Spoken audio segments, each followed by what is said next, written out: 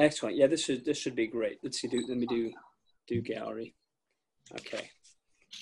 So I just want to start out and say that we're really happy to be having you come to our Carolina Group Psychotherapy Society spring workshop, May 20th and 21st at the Friday Center in Chapel Hill, North Carolina.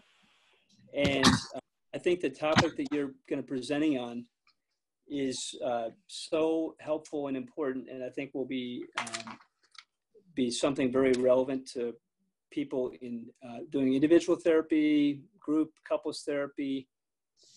So I want to let people know a little bit about your background and then open it up to you, kind of sharing what you have to offer with your workshop, what you're excited about, what you hope people will take away from the workshop. And we can go from there. So it's a 2-day workshop with some experiential and didactic components. In terms of your background, I think it'd be really exciting for people to know that you are a licensed clinical social worker in private practice in New York City. Mm-hmm. You wear multiple hats. I think you have a mindfulness psychotherapy service that you're the founder of, and you founder of you're CEO of a e-therapy platform, mm-hmm. That offers HIPAA secure email for therapy. Video conferencing, actually. Video conferencing. Mm-hmm. And digital private practice for therapists. Excellent, specifically for your therapy practice. Right. My understanding is you've been a practitioner and student of mindfulness meditation for maybe 17 years. 17 years, yeah. Is that right? Yeah.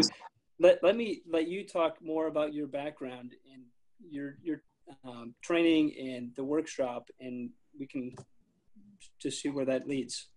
Yeah, that sounds great. Thanks, Tom. So yeah, I'm really excited about this workshop in North Carolina. I don't know if you know this, but I actually grew up in North Carolina, in Raleigh, North Carolina. I heard that. Yeah. My family and I immigrated from South Korea to Virginia for a couple of years, and then when I was around 10 years old, we moved to Raleigh, North Carolina. So it's I would be coming home, and I went to UNC Chapel Hill. Great, excellent. And I haven't been home in a long time, but it's like coming home, really. I've been in New York for probably over 10 years, and I always miss it. When I hear Southern accents, I get that nostalgic feeling. Right. Yeah. I have a nephew at Chapel Hill right now, an excellent school. Yeah, it's really great. Yeah. And I think you then did postgraduate work at Yale. I did, yeah. Child Study Center. That's right, Yale Child Study Center. I mean, that's where I learned more psychodynamic psychotherapy. It was a very analytic program.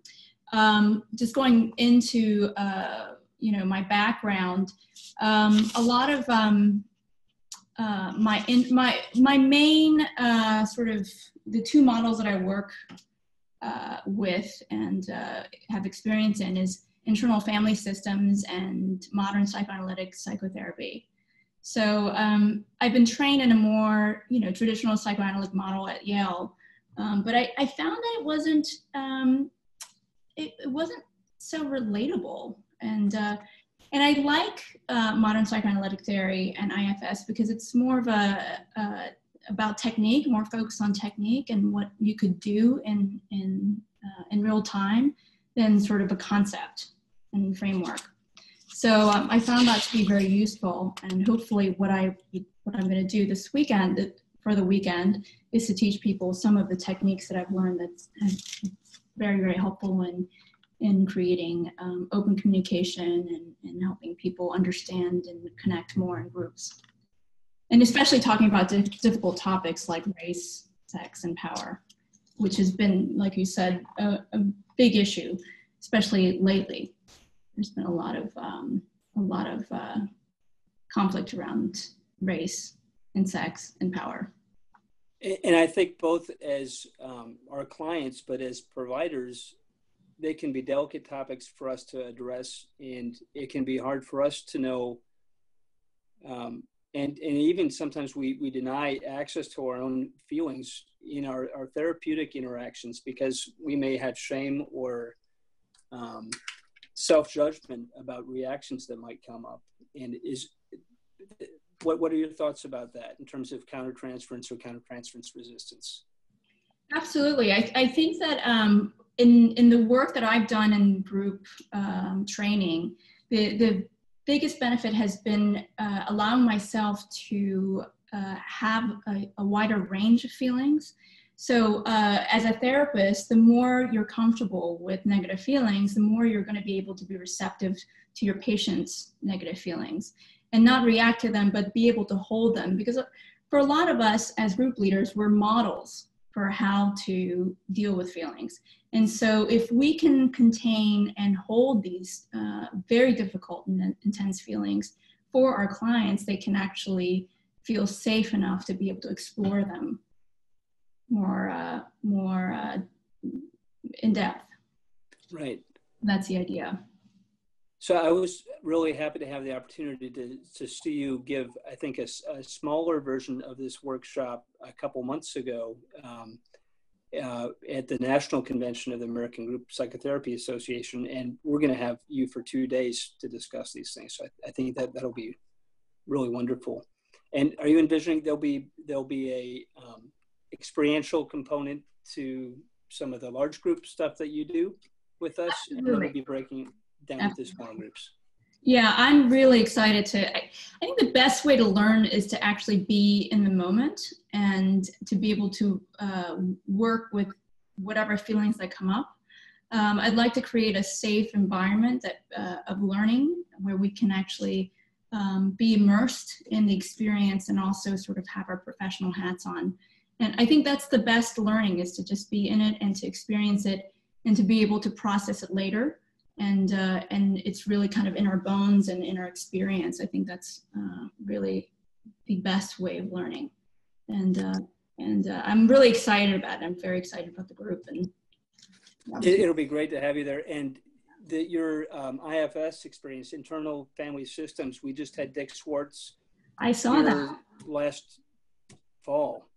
That's a 2-day workshop. So it's really a neat continuation and, very different approach, but you've integrated a lot of your learning from that as well as the modern analytic approach. That's my sense. Yeah. It's again, they're both models work. It's about technique, right? It's the analytic. I love psychoanalysis and I love learning.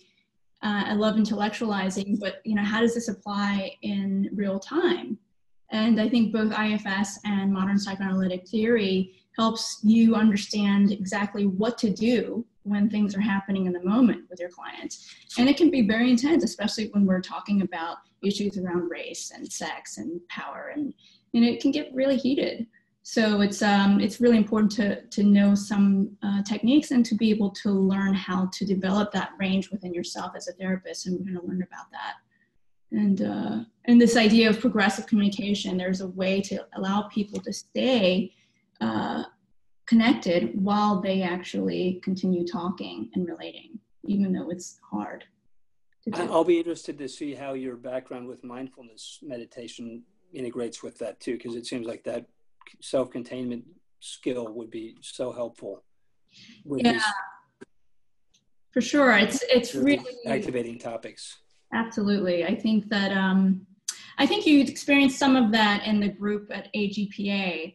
When there's a intense arousal, it's really important to, as a therapist, to be able to learn how to stay, somewhat regulated, so that you can help sort of when people are in a very dysregulated state, to help them sort of kind of ramp it down a little bit. Just so, because there's a certain point where I think it can get too intense that people don't really, they're not really learning. They're just having, they're flooded. Mm-hmm. And as a group leader, I think it's, there are ways to help make sure that you modulate that using techniques. This is where modern psychoanalytic therapy is really helpful. There's contact functioning and joining and bridging. those kinds of techniques can really help regulate people using, the group members and the relationship. And my sense is in those types of groups that they're often very alive. They're very present and vibrant and at times heated, but that they're oftentimes people walk away with the sense that it was profoundly meaningful. So that's right. That's right. Yeah. There's a lot of empathy in modern psychoanalytic groups and also with IFS. Right. You're going to feel things. I think it's going to be great. So thanks so much for coming down, and we'll see you in May. Okay. Looking forward to it. Okay. Take care. Bye. Okay. Bye.